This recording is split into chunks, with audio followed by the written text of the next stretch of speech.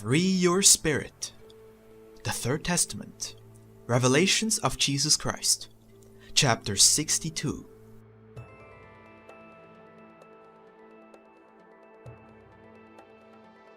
Words for every listener and reader. In those days in Mexico, and also today generally. Thus saith the Lord. O my disciples, return to your former selves. Listen to me and feel me as you did before. Remember when you confessed that this revelation was your life and the light of your destiny? Do not forget that today I say to you that what you need will be granted when the right moment comes. Fill your lamp again with oil, so that the flame of faith and wisdom will glow once more. Do not slumber, be watchful and pray, for the Master might surprise you entering your abode as before, as in those days of spiritual enthusiasm, when at each step you felt my presence. You will behold how your life again will be illuminated by the light which was obscured without your knowledge, and it will again restore your confidence in a future filled with abundance and wisdom. Many of you call yourselves spiritualists because you have faith in my presence in the communications I have made by means of human understanding, and because you frequently attend to hear my word. But I want you to be spiritualists through the practice of good, through knowledge of the essence of life, through your love for your fellow men, and through your worship of God in an elevated, productive, and virtuous existence. To some I have given a humble origin in this world, so that they may imitate their master in this life. And to others it has been given to be born in wealthy homes, so that they too may imitate Jesus, who, being king, left his throne to come to serve the poor, the sick, and the sinners. The merit of he who knows how to descend from his position to serve his fellow men is as great as that of he who rises on the road of love from his humble and ignored life to the altitude of the just. You ask me why I have come to you? Because I see that you have forgotten the road where you should return to the bosom from whence you emerged, and I have come to show it to you again. The path is my law, and by means of its fulfillment, the spirit will attain immortality. I am showing you the door, so narrow like the path that I pointed out to you with my teaching during that time. You who hear me shall prepare the way for those who will receive me in spirit. It was not by chance that brought before my presence those who received my teaching, just as it will neither be a coincidence that there will be a development of the spiritual gifts in those who will feel my presence without the need of a human speaker. I have you destined to extend good over the earth, and that is true spirituality. Do you feel small and incapable? Do you judge yourselves too impure to bear in your spirits a mission of this nature? That is because you do not know my wisdom and my mercy, and do not observe with purity the examples I give you at each step through nature. Do you not see how the rays of the sun, illuminating all, come even to the foulest puddle, evaporating it, raising it up to the heavens, purifying it, and converting it finally to a cloud that passes over the fields to bring life? Here in my presence, eliminate all impurity from your spirit, so that it may attain freedom. Do not fear, for you are not going to reveal any secret to me. I know you better than you know yourselves. Confess intimately unto me. I will know how to understand you better than anyone, and will be able to pardon your causes and debts, for I am the only one who can judge you. When you have reconciled with your Father, and you hear your spirit singing a hymn of triumph, then sit in peace at my table, and eat and drink from the dishes offered to you by my spirit, which is found in the essence of my word. Many of you come crying after cursing the pain. I forgive you for your errors, since they arise from your ignorance. Calm your hearts, my little students of life, and clarify your understanding so that you may understand what I am going to tell you. When you again feel pain penetrating your heart, isolate yourself for a few moments from what surrounds you, and alone, there in the intimacy of your bedroom, converse with your own spirit. Take your pain and example it just as you would take an object in your hand to study. Examine your pain this way. See where it comes from and why. Listen to the voice of your conscience, and truly, I tell you, from that meditation you will extract a treasure of light and peace for your heart. The light will give you a way to put aside the pain, and the peace will give you the strength to wait until the trial passes. Continue struggling to be strong in spirit and in the material form, for if until now there have been illnesses among you, it is because, due to a lack of spirituality and faith, you have not known how to rise above this life's misery and pain. My doctrine does not only teach you to have faith in the power of God, but also to have faith in yourselves. Today you say, God is in us, but you say it without feeling or understanding it, because your materialism impedes you from feeling my presence in your being. But when spiritualism is part of your lives, you will then know the truth of my presence in each man. My voice will resonate in the consciences, the inner judge will be heard, and the warmth of the Father will be felt. This lesson reaches to your heart, where intentions of atonement and noble sentiments have been born. If you have suffered and wept very much in order to reach the point of opening the doors of your heart to me, truly I say to you, that also he who has suffered greatly has atoned for his faults and has to be forgiven. You weep, O my people, because you feel within your repentant heart the love of the Master. You were told that he who would present himself before the Father, bearing in his spirit a grave fault, would not be forgiven, and he would have to suffer an eternal damnation. But how can you conceive of my divine justice as being so monstrous? Were you not aware that through Jesus I showed that my most tender words and my most gentle gazes were for those who had sinned the most? How could I teach a lesson in the world and do the opposite in eternity? Be comforted during your bitter and difficult moments, keeping in mind that my wise and perfect law will judge everything. I have been in your affliction so that through it you will seek me. I have touched you through poverty so that you may learn to ask, to be humble, and to understand others. I have withheld your daily bread to prove that he who has faith is like the birds that do not worry about a tomorrow. They behold the dawn appear as a symbol of my presence, and when they awaken, their first act is to elevate their melodies as an indication of thanks and as proof of their faith. Sometimes you say to me, Lord, I have had everything. If I lacked nothing, I would be active in your spiritual work, and I would be charitable.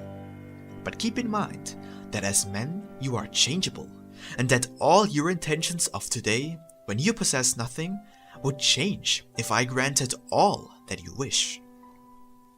Only the love of God is unchangeable toward his children. If I gave you in abundance, I know beforehand that you would lose yourselves, for I am aware of your resolutions and weaknesses. When I have told you to separate yourselves from pleasures, you have interpreted my words wrong, coming to think that it pleases me more to see you suffer than joyful. You are mistaken. If I am your father, how could you imagine that I would rather see you cry than laugh? in telling you to separate yourselves from the pleasures, I refer only to those that are unhealthy for the spirit or damaging to the material form. On the other hand, I advise you to seek the healthy satisfactions for the heart and spirit that are within your reach. I did not even insist that you believe in me when you arrived. It was I who went ahead giving you proof by healing the maladies of your body, giving peace to your spirit, or something that you believed as unattainable.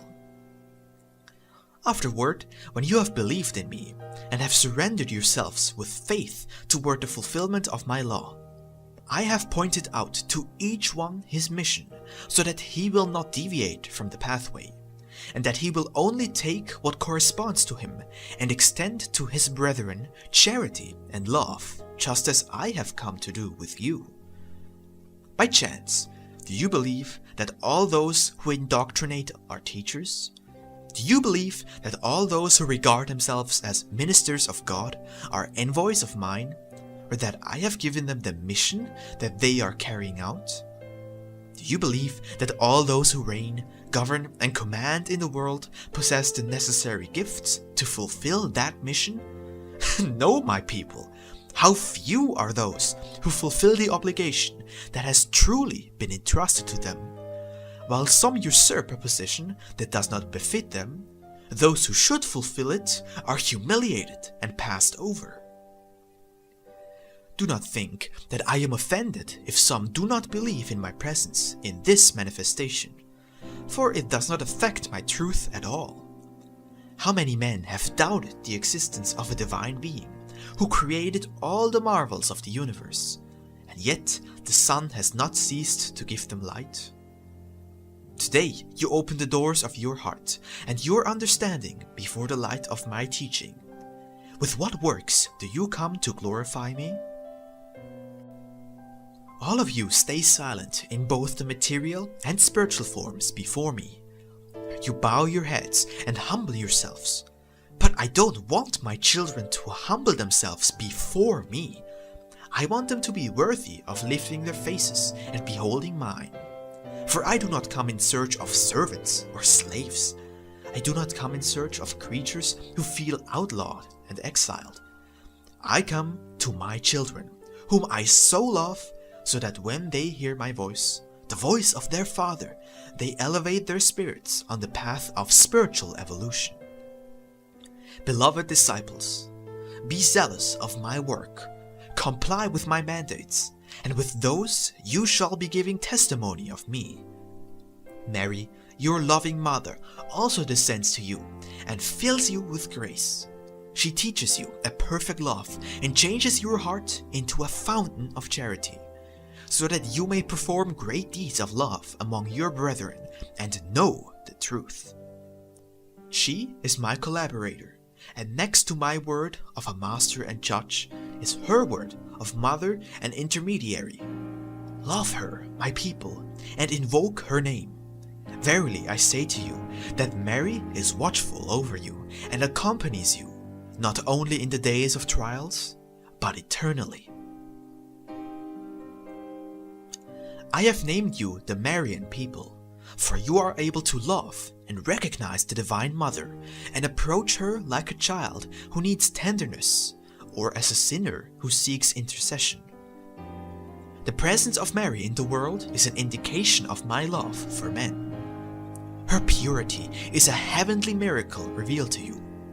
From me she descended to earth to become a woman, and in her womb would germinate the divine seed, the body of Jesus, through whom the living word would speak. She comes anew to manifest herself during this period. It is necessary that the human heart knows in its depths the precious message His Spirit has brought to the world, and that then, knowing the truth, you erase from your heart all of the idolatrous worship and fanaticism that you have consecrated to it, and offer your spiritual love. Some say to me, Lord, why don't you let us see you, like our brothers who testify that they see you? Oh, weak hearts that need to see to believe. What merit would you find in beholding the humanized Jesus as a vision in the form of a man, when your spirit, through love, faith, and sensitivity, can sense me, infinite and perfect in my divine essence? You do ill if you envy those who possess the gift of seeing the spiritual in the form of figures or symbols. For what they see is not precisely the divine, but rather an allegory or image that speaks to them of the spiritual. Be comfortable in your gifts and analyze the testimonies you receive, looking always for the meaning, the light, the teaching, and the truth. Never adulterate my teachings. Manifest my work as a book which embraces only purity, and when you have concluded your journey, I will welcome you. I will disregard your spiritual blemishes, and I will grant you my divine charis, which will be your greatest reward when you reach the promised land. For I have given you in this era a handful of seeds that you may learn to sow in fertile fields, and there allow it to multiply. Judge your responsibility, beloved people. Consider that a day you lose is a day you delay the arrival of this good news to the hearts of your brothers, and that a lesson you miss is one less bit of bread you can offer to the needy. You know already the taste of the tree's fruit, and I warn you, so that tomorrow you do not let yourselves be surprised by false prophets. Keep watch over your brothers as well, teaching them to distinguish the essence of my doctrine. It is written that after my parting, false prophets would appear, telling my people that they are sent by me, and that they come in my name to continue the work that I carried out among you. Woe to you if you bow to those false prophets and teachers, or if you mix my doctrine with words that are not of the essence, for it will cause great confusion. That is why I so often tell you to pray and keep watch. If you do not prepare yourselves, rumors will reach your ears that will confuse you, and with them you will confuse your brethren afterward. I am putting you on the alert, so that once these communications are ended, you will not try to practice them again, because it will not be spirits of light that will manifest themselves, but confused beings who will aim to destroy what you earlier already had established. On the other hand, he who knows how to prepare himself, who instead of trying to appear noteworthy, can make himself helpful, instead of anticipating events, can wait with patience. He will clearly hear my teaching, which will reach his spirit by means of the gifts that exist in him, which are inspiration, intuition, presentiment through prayer, spiritual vision, and prophetic dreams. Today, you behold these spokesmen speaking in ecstasy, and although the reluctance of some of you is great, you believe that my manifestation through these channels is possible. Yet when humanity beholds my disciples speaking in their normal state of the divine revelations, they will doubt them. In our own congregation, there will arise those that upon hearing you speak, inspired by me, will doubt. And you will need to have great preparation and spiritual cleanliness in order to be believed. If, on your path, you come to see men who, by their works or their way of thinking, show spiritual backwardness before my revelation, do not be confused. You should know that there has never been a time when all beings have marched in step. Trust that I am now leaving for them the words that will awaken them when the time has come. These words, which you cannot yet understand, will be exactly the same that those men will understand. Grow and practice without fanaticism.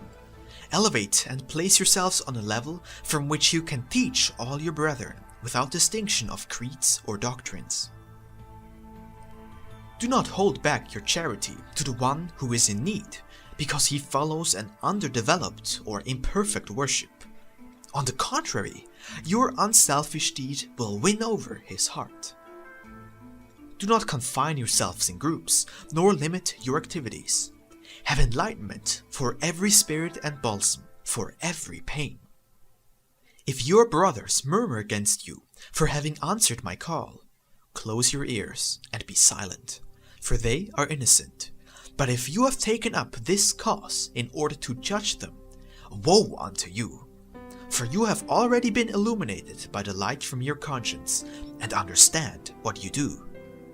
So, my people, do not try to make all men think or believe as you do.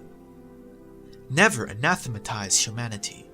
Do not sentence them or condemn them for what they do not say, or because they do not accept your proposition, your teaching, or your counsel.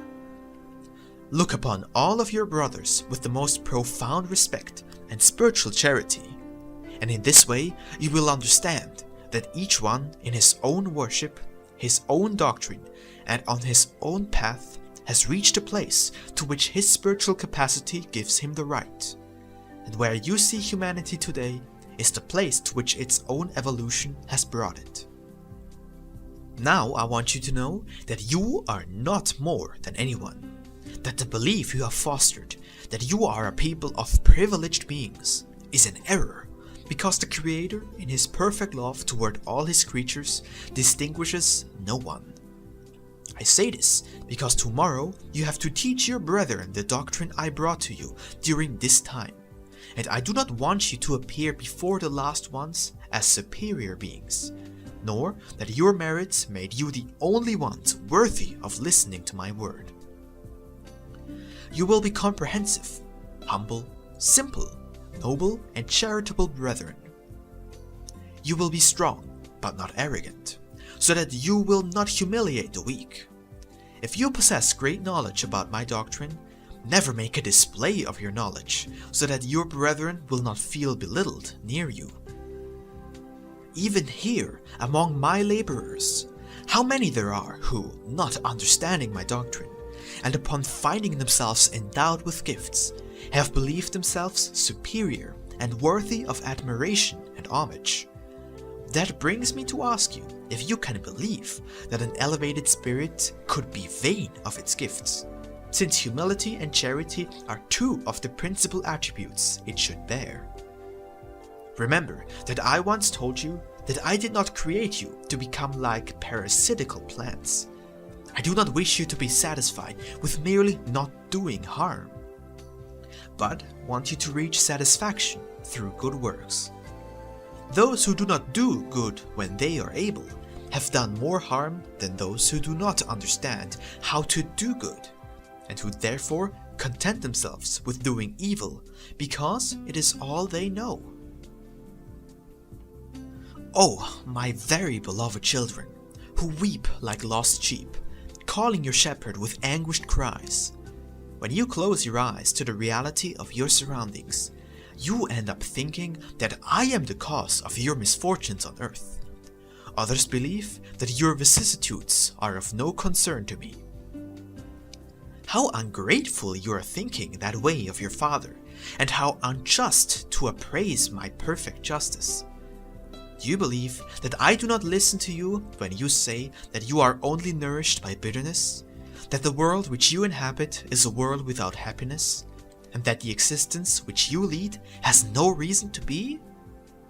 You only feel my presence when you believe that I punish you, that I deny you all mercy, and you forget the tenderness and kindness of your Father. You complain about your life instead of blessing its benefits. The fact is, you close your eyes to the truth and only see bitterness and tears around you, feeling desperation because you believe that everything will be without a reward. How different your life would be if instead of that non-conformity, of that incomprehension, your first thought each day would be to bless your Father, and your first words to be thankful for so many benefits that His love offers. But you do not feel those virtues anymore, because the flesh has perturbed your spirit, and you have forgotten my teaching. That is why I come to speak to you about those feelings which you have removed from your heart. You have sinned, adulterated, offended, and now that you find yourselves before the truth of my word, which points out your errors, you forget your faults and believe that your Lord is unjust when he speaks to you of ordeals and restitution. You have been greatly tested, beloved disciples, for each trial contains a mystery for you. You do not know whether it is designed to strengthen you in battle, to reveal new knowledge to you, or to restitute a sin. You should never attempt to avoid an ordeal, because they were not sent with that aim, and are never greater than your moral or spiritual strength. Why do many of you fear that I have written your destiny in trials, pains, punishments, and misfortune? How could you believe that he who loves you with perfection would provide you with a road full of thorns? Truly, I tell you, the hazardous road sown with difficulties is the one you have chosen through your own will, believing that it is filled with pleasures, freedom, and happiness, not understanding that it is precisely in the road destined for you, that which you have abandoned, where you can find true peace, safety, strength, health, well-being, and abundance. This road that I come to offer you in my doctrine is that which has been destined for your spirit since it was formed, so that traveling on it, you may find that which you yearn for. You judge superficially, as if you were children, not knowing that the trials which batter you are of your own making. And therefore, when those trials fall upon you, you wish them gone, that the plan be changed so that you do not suffer, so that you do not have to drain the cup of bitterness. That is because you are unable to penetrate reality with your spiritual sight in order to understand that all that you harvest is what you have sown, and that all the pain that comes to you thus so because you have attracted it. No, you have not learned to penetrate the truth. And that is why, when pain fills your hearts, you believe yourselves the victims of divine injustice. But I tell you, in God, there cannot be the least injustice. The love of God is inalterable, immutable, and eternal, and for that reason, those who believe that the divine spirit can be possessed by anger, wrath, or rage are committing a grave error. Such weaknesses are only conceivable in those human beings who lack spiritual elevation and control of their passions. Sometimes you ask me, Lord, why must we pay the consequences for actions that are not our own and gather the bitter fruit that others cultivated? To which I must answer that you know nothing of this, for you do not know who you were before, nor the nature of your earlier works. Beloved people, your hearts fill with satisfaction on thinking that you are my disciples in this third era. Yet I must tell you to never let vanity blind you, for if you fall into that weakness, you will ignore even your conscience when it calls you to account for your faults. He who does not begin by cleansing and elevating his human life may never aspire to elevate himself spiritually, for his steps shall be false, and his works will not have the seed of truth. For this reason, you sometimes see that I change from spiritual teaching to advices, so that you may conduct yourselves with rectitude in your human lives. I am speaking to the hearts of men, urging them to regeneration and making them understand the damage that vices cause the body, as well as the ill they bring the spirit. I have told you that the man who lets himself be dominated by a vice has forgotten that his spirit must never be defeated, and has forgotten that true fortitude consists of destroying evil through virtue. That man, defeated by the flesh, has denigrated himself, has lost respect for himself, and has lowered himself from the elevated condition of being a man to that of a poor being too coward to struggle. That man, instead of bearing light, bread, and wine to his home, brings shadows, pain, and death, making heavier his cross and those borne by his wife and children. and slowing the spiritual journeys of all who surround him. Understand that each one of you who leaves the path of wrong causes the force of evil to diminish, and that your life, if it is righteous in its works, its words, and its thoughts, leaves in its wake the sowing of good seeds, and that your counsel, when it springs from a prepared heart, will have the strength to bring about prodigies, and that prayer, when it is born of thoughts of piety and love, shall be a message of light for he for whom you ask it. Here, before me, you cleanse yourselves of every blemish. Oh, if you could only preserve that limpidity all along your life. But this surrounding of spirituality and of fraternity that you have in this hour of communion and of teaching does not reign in the world. The air that you breathe is poisoned by sin. But you have felt how, in the measure that you are assimilating my doctrine, the chain that binds you to the world is falling link by link. Life always on the alert, for along your path there will be some who will say that they are with me, but do not believe them at the first moment. Believe them for what they manifest in humility, in wisdom, in love. Others will tell you that they communicate with me, but they are the first to be deceived. For that reason, you must always be vigilant in the mission that you have and the position that you occupy.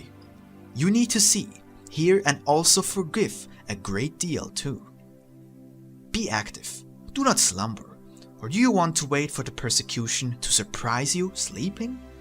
Do you want to fall into idolatry again? Do you expect for strange doctrines to come and impose itself by force or fear? Be on alert, because from the east false prophets will emerge, confusing the people. Be united, so that your voice may resound all over the world and alert humanity in time. Great trials await humanity. Be vigilant and pray through each catastrophe and every pain. Much pain will be diminished, and some of it will never arrive at all, for it will be detained by those who pray. When other religions and sects observe that the multitudes are hurrying to follow this people, there will be some from those religions who will arise and persecute you. Do not be afraid, for if you know how to remain tranquil, the Holy Spirit will place words upon your lips that will silence those who insult you. I do not leave you the murderous sword with which to defend yourselves. I leave you the sword of love. Each one of its rays of light will be a virtue which emerges from it. You will greatly please the Father if you are able to convert those multitudes who are persecuting my work with your words and deeds of love. This is the lesson that I give you in the second era, which you had already forgotten. The human mind did suffer confusion trying to understand the Marian Trinitarian spiritualist teaching, because the human being who is materialistic is awkward, unable to comprehend the spiritual. How many have left my table without having tasted the dishes that I have lovingly prepared for them? When will they experience again a time of great blessings, as in the present time, in which they came to earth to hear my word? They are like hardened rocks who need tempests and time in order to soften. Their spiritual inheritance will be kept from them as long as they are unable to take care of it. However, it will be returned to them, for I have said to you that whatever the Father gives to his children, he never takes back. He simply preserves it. Some of you will be converted and prepared by my doctrine to seek after those who have been lost in the deserts. For that is the way I see human life, like a desert. There are those who feel alone amidst millions of spirits, and those who die of thirst without anyone to offer them a little water. That is where I will send my new apostles. I want my name once again to be pronounced with love by some and heard with emotion by others. I want it to be known by those who ignore it. There are young and old men, women and children who know nothing of my existence. I want everyone to know me and to be aware that they have in me a most loving Father. I want everyone to listen to me and to love me. My word has come up against your egotism. That is why I have said that what I am delivering to you is so that in turn you will make it known to your brethren.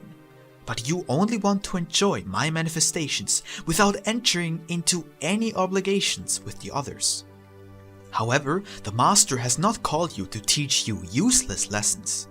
He has come to tell you to learn this divine lesson, so that later you will take advantage of it during your lifetime, putting it into practice among your fellow men. I reveal to you at this moment that your spirit has an overdue debt with anyone who approaches you with some suffering, with a necessity or some petition. Behold, with how much love I place them along your path in order for you to comply with your restitution, making them the object of your charity. Comply, so you will not have to return to earth in times of suffering to gather the fruit of your faults or that of your egotism. Fulfill your mission, and then you will return, but it will be in times of peace to rejoice in caring for the sowing which you left unfinished. Today, you will not have Moses leading the way to liberate you as he did during the first era. It will be your conscience which will guide you. Here, there are many who in other times were doctors of law or scientists, but who now bring their awakened minds to spiritual knowledge, convinced that in limited human knowledge they will not find the supreme truth. Here there are those who, in other times, were the rich and powerful of the earth, who have now come to know poverty and humility. I bless them for their conformity and for their yearning for perfection. In them you have the proof of my loving justice, making them come again to earth to show them one more page in the book of eternal wisdom. The world offers you many pleasures, some that I have conceded you and others created by men. Now you see that you have not been able to reach them, which causes discontent in some and sadness in others. I should tell you that to many it is not given to rest or lose themselves in the delights and satisfactions of the material, for their mission is a very different one. Truly, I tell you, in all humanity there does not exist a spirit that has not known all the delights and satisfactions and tasted all the fruits. Today, your spirit has come to enjoy the freedom to love me and not be again a slave of the world, of gold, of lust, or of idolatry. See how men, peoples, and nations give their lives for an ideal, consuming themselves in the bonfire of their fighting, dreaming dreams of earthly glory, of possessions, and of power. They die for the fleeting glories of the earth. And you, who begin to ignite in your spirits a divine ideal, which has as its goal the conquest of a glory that will be eternal, will you not devote not even your lives, but merely a part of them to fulfill your duty as brothers? Above you, an unseen battle is taking place that only those who are prepared can see. All the evil which is born of men in their thoughts, their words, and their deeds, all the sin of the centuries, all the bewildered men and spirits, all the confusions, the injustices, the religious fanaticism and idolatry of men, as well as their foolish ambitions and falseness, have gathered in one force that penetrates, invades, and sweeps all before it turns against me. That is the power that opposes Christ, and great are its hosts, and mighty its arms, but before men, not before me. To those I will give battle with the sword of my justice, and I shall be at the head of my armies, of which I wish you to form a part. While this battle moves those men who go in search of pleasure, you, in whom I have confided the ability to feel that which vibrates in the beyond, must pray and keep watch over your brothers, for in this way will you be watching over yourselves. Christ, the principal warrior, has raised already his sword. It is necessary that like a saith it uproot evil, and by its flashing bring light to the universe. Woe to the world and to you if your lips remain sealed. You are the spiritual seed of Jacob, And to him I promised that in you the nations of earth would be saved and blessed. I wish to unite you as in one single family, so that you may be strong. I know that in the bosom of this people great works have been done. Yet let it be I who know it, though the world does not know your names. Only I know the true merit or value of your works, for not even you yourselves may judge them. At times, a petty achievement seems very grand to you, and other times you are not even aware that the merit of an act has reached me. When will you leave your retreat and your obscurity, you multitudes who have heard me? Can you be delaying your preparation on purpose, from fear of the struggle? Truly I tell you, only he who has not prepared fears, for he who knows my word and who loves his Lord and his fellow man has nothing to fear, and will, instead of fleeing humanity, go in search of them to make them share in what he has received. For after studying and analyzing my lessons, he puts them into practice. This message bears light for every religion, for every sect and creed, and for all the different forms of behavior of men. And yet, what, O disciples, have you done with my word? Is this the way you permit the tree to flower?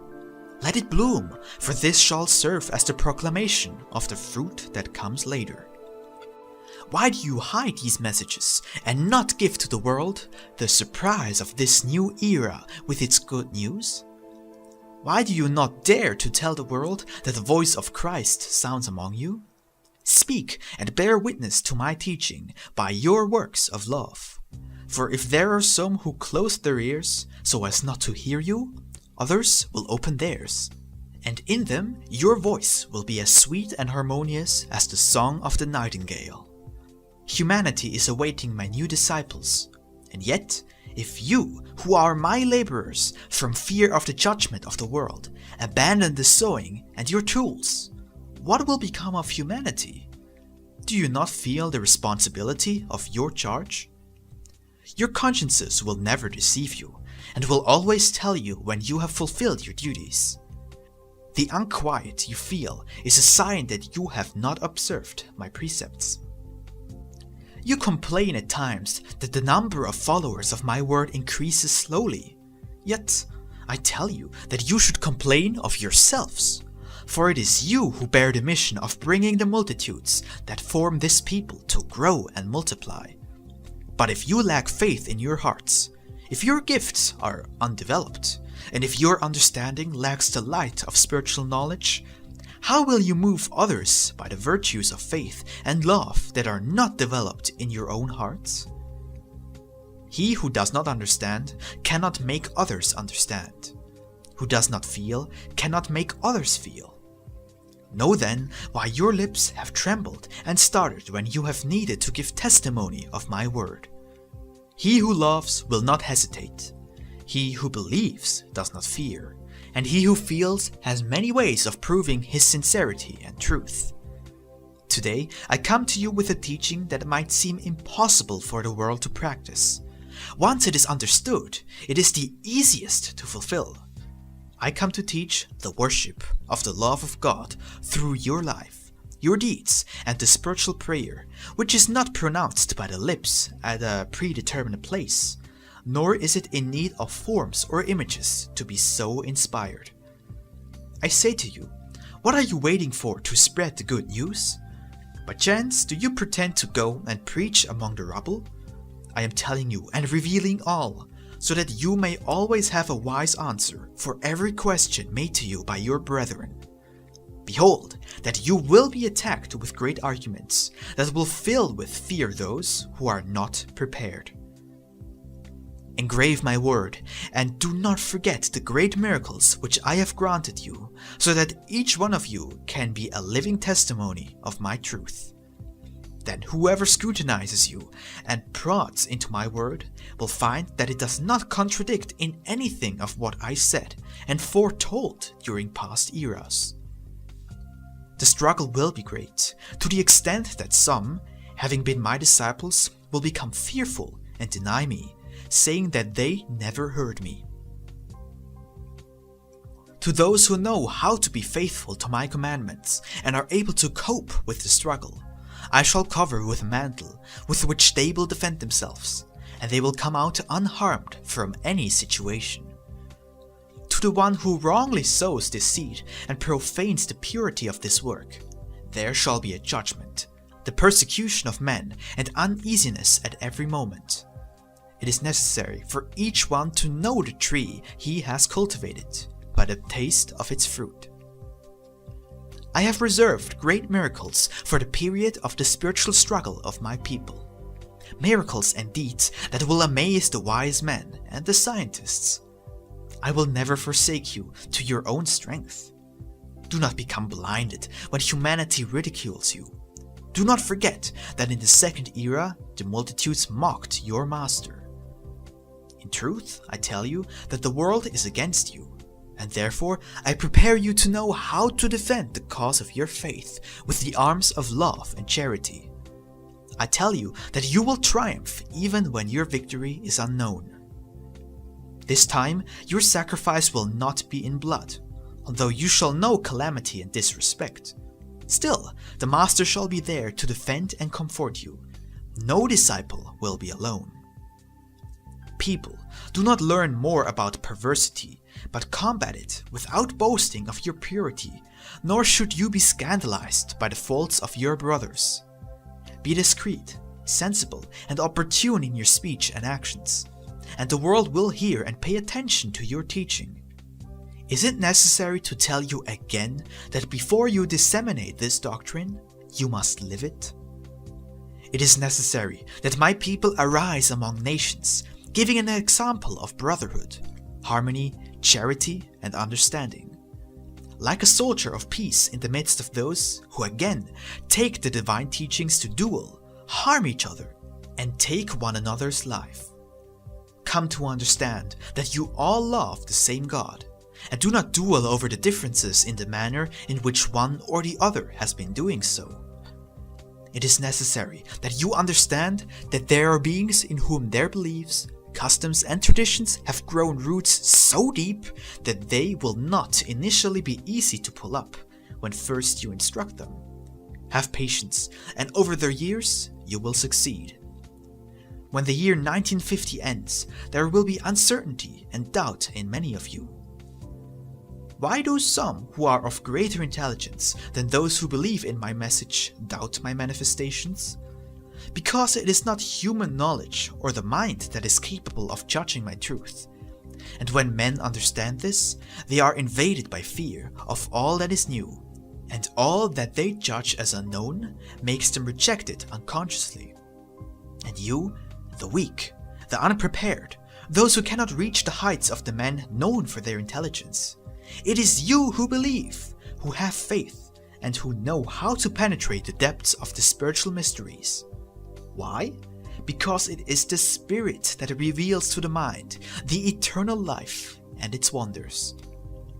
Human intelligence represents a force with which you must take up battle, for through it man has forged concepts and ideas of the spiritual that have not been revealed to him by the Spirit. You will be strong for that battle, with a fortitude that also proceeds from the Spirit. Your strength will never be based in your material form, nor in the power of your money, nor in earthly support. Your faith in the truth alone will lead you to victory in the contest. Do not fear if they call you confused, but offer your hand to all. Understand that this work, which to you is true, to others could seem false, for according to them it lacks the consecration that the religions have gained by being recognized. If you have faith in me, if you believe I manifest myself in the words of these spokesmen, do not fear the judgment of your brothers, for my doctrine is so eloquent and so many truths are present in my message that if you know how to use these weapons, you will not be easily defeated. None can reproach you for eagerly seeking the truth and to perfection. All have a sacred right to them, and that is why you have been endowed with the freedom to seek the light. When you begin to fulfill your mission and go to the nations, to even the most distant peoples in the very jungle, you will find human beings, and you will make them understand that all are brothers. You will bear witness to them of my spiritual doctrine, and you will marvel at the proofs of love that I will give you.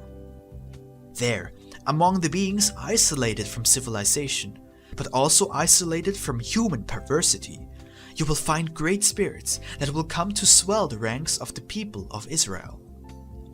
Where you go, the sick shall receive the balsam and be healed, while the saddened shall cry for the last time, but with tears of joy. And before these proofs that you give, the multitude shall bless the Lord and his disciples. You will be acclaimed as on that day when the Master entered Jerusalem. But among those who acclaim you will arise men and women full of the gifts you possess. In some, the gift for prophecy will astonish. From others my balsam will flow unceasingly, while from yet others my word will spring like crystal clear water. And in this way will you see that the gifts of the Holy Spirit arise among your brothers like an inexhaustible seed. People, as seeming peace has been made among nations, but do not preach that peace has come.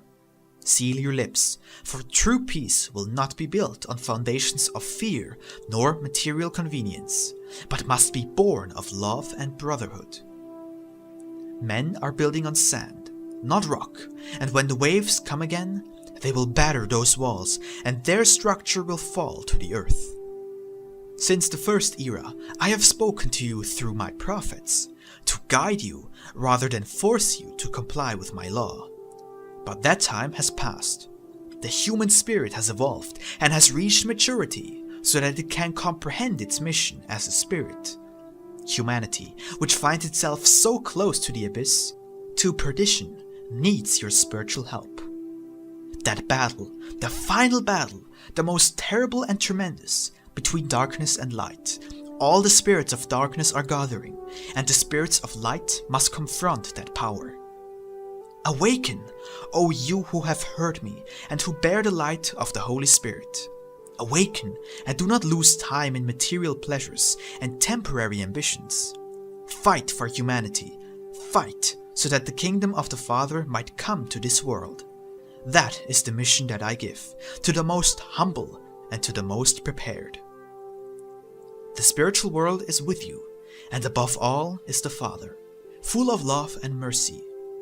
The Father, with infinite pain, sees the suffering that men themselves are causing one another. That is the struggle of the light against darkness, and each of you must struggle until victory is reached.